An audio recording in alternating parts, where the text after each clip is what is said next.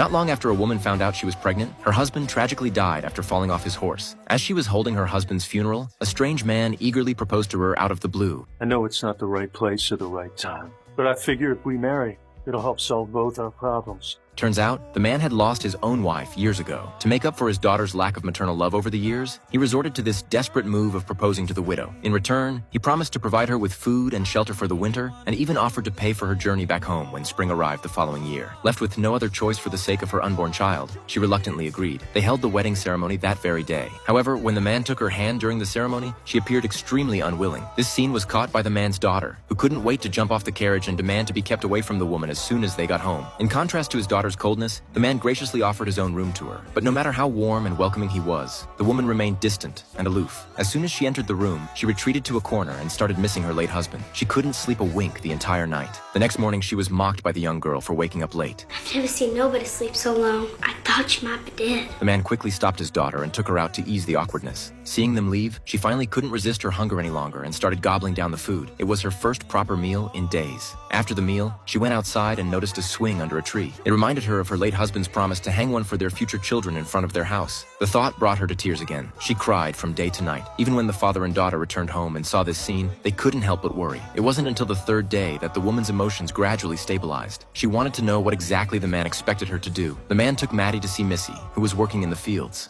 Maybe if somebody's there to share the chores, she'd have time to learn things she'd learned from her mother. Perhaps it was this sentence that made her realize something.